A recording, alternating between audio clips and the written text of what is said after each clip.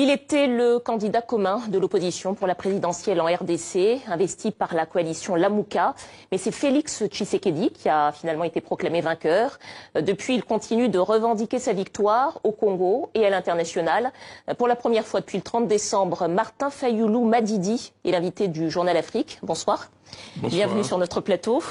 Alors, on va évidemment évoquer la situation de la RDC et l'avenir de votre coalition politique, la MOCA. Mais d'abord, vous êtes en tournée en Europe, Allemagne, France, Suisse, États-Unis bientôt aussi, pour continuer à revendiquer la victoire à la présidentielle. Concrètement, comment ça se passe, qui vous rencontrez et dans quel but?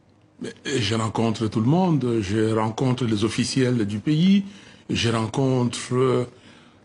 comment dire, toute personne qui aime les Congos et qui pense qu'il faut parler de cette question. Je rencontre les Congolais vivant à l'extérieur dans ces pays.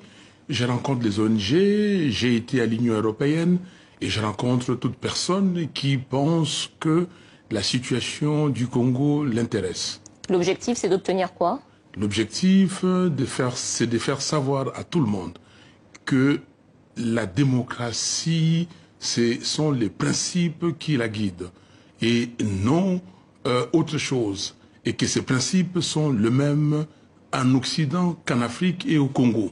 La démocratie, c'est la règle 50 plus 0,1. Vous avez obtenu des choses de ces partenaires que vous voyez? Vous avez obtenu des choses jusqu'ici? Il n'y a pas à obtenir les choses, c'est l'essentiel, c'est de faire savoir à tout le monde que les principes ont été bafoués au Congo et que les gens doivent se raviser pour que tout le monde parle le même langage, le langage de la démocratie, le langage des principes et non des personnes. Ce n'est pas les personnes qui comptent, c'est les principes qui comptent et ces principes doivent être respectés au Congo. Au départ, le résultat de la présidentielle a été contesté par l'Église catholique, par certaines chancelleries diplomatiques et même par l'Union africaine avant qu'elle ne se ravise. Et puis tout le monde a fini par reconnaître que Félix Tshisekedi était le chef de l'État en RDC. Quel est l'intérêt, politiquement, j'entends, de continuer à voyager pour revendiquer une présidence à laquelle vous ne pouvez pas accéder? Écoutez, tout le monde a reconnu, non, tout le monde a pris acte, on a pris acte, et avec beaucoup d'hésitation, et je pense que tout le monde se sent aujourd'hui gêné. Et on ne peut pas voler à un peuple sa victoire, on ne peut pas voler à un peuple sa liberté, sa décision. Et c'est ce que nous voulons faire comprendre au monde entier. Et une fois qu'ils auront compris, qu'est-ce que vous souhaitez obtenir? Mais le peuple congolais souhaite, comment dire, obtenir, récupérer sa victoire. C'est la victoire du peuple. On ne parle pas simplement d'élections ou de l'élection présidentielle, on parle de toutes les élections, surtout les législatives. Concrètement, comment est-ce que ça pourrait se manifester? Vous souhaiteriez qu'il y ait un engagement de la communauté internationale pour démettre celui qui a l'impérium de fait? Mais il n'y a pas à démettre, il y a à reconnaître que les résultats ont été fabriqués. Et ces résultats fabriqués ne requièrent pas l'assentiment du peuple congolais. Et si on continue dans ce sens-là, on aura autre chose que la paix recherchée. Les Congolais ont besoin de la tranquillité, de la sérénité, de la paix pour demain retrouver son développement. La MOCA, que vous avez représentée à la présidentielle, c'est pas un parti politique, c'est une coalition électorale. Là, le processus électoral est terminé. Le camp Kabila contrôle l'essentiel des institutions, Assemblée nationale, provinciale, Sénat. Est-ce que vous allez développer une stratégie commune avec la MOCA pour continuer d'exister politiquement, ou est-ce qu'on peut déjà considérer que la MOCA est morte? La MOCA existe. Le processus n'est pas encore terminé. Vous avez vu avec les sénatoriales.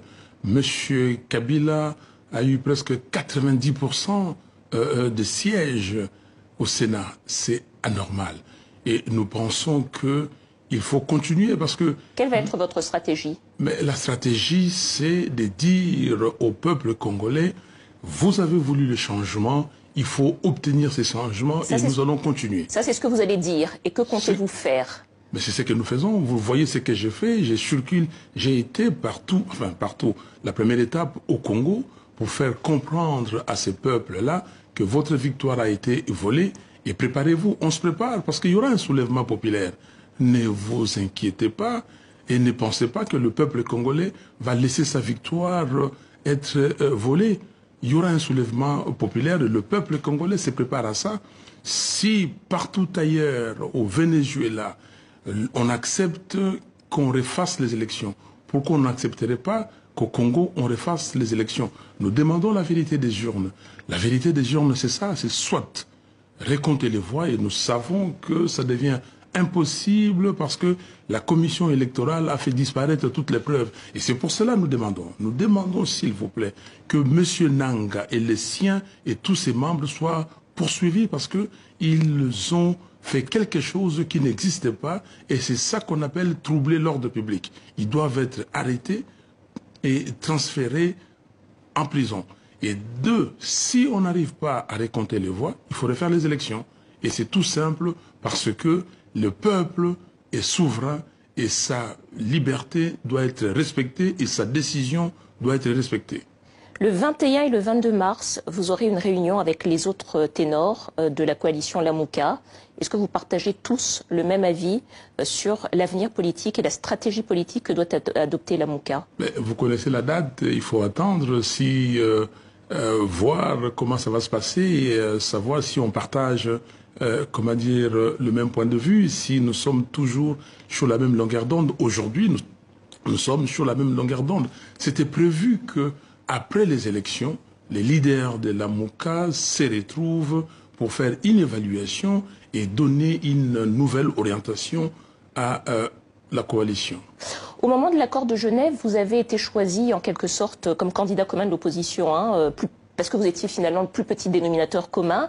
Vous avez été aussi choisi. Qu'est-ce que ça veut dire? Vous avez été aussi choisi parce que vous avez accepté de vous engager en cas de victoire à convoquer des élections au bout de 2 ans avec tout le monde. Élections inclusives avec Jean-Pierre Bemba notamment et Katumbi qui ont été écartés de ce processus. Aujourd'hui, quel serait l'intérêt de ces ténors de l'opposition à maintenir cette alliance? Non, je n'ai pas été choisi parce que j'ai accepté de refaire les élections. C'était également une des conditions de l'accord de Genève. Non, ça c'est pour tout le monde. Oui, mais il se trouve que c'est vous qui avez été choisi, donc vous deviez respecter cet accord. Non, mais je n'ai pas été choisi pour ça. J'ai été choisi parce que mes pairs, mes collègues ont trouvé que c'était un vote. Je n'ai pas voulu les votes, j'ai voulu les consensus. Mais les autres ont préféré les votes et j'ai été choisi. Mais ça, c'est le passé. J'ai été choisi pour faire aboutir un programme pour sortir les Congos du trou là où l'a placé M. Kabila. Est-ce que les autres ténors de l'opposition qu'on voit ici à l'image ont encore un intérêt politique à maintenir cette alliance compte tenu de la fin de ce processus et du fait que vous n'avez pas été reconnu comme le président élu? Mais je crois que oui, mais écoutez, la question devait être posée à ces ténors pas de l'opposition. Nous ne sommes pas dans l'opposition aujourd'hui. Les mots est mal utilisé. Le peuple a été voté.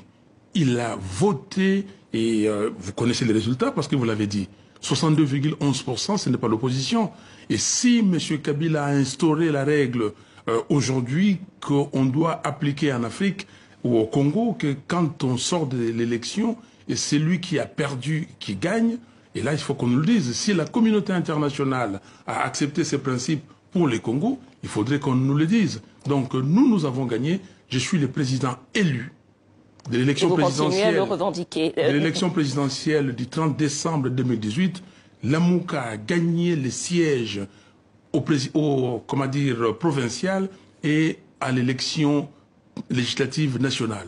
Et donc ça, c'est le peuple congolais qui continue à revendiquer et moi, je ne suis qu'un porte-étendard.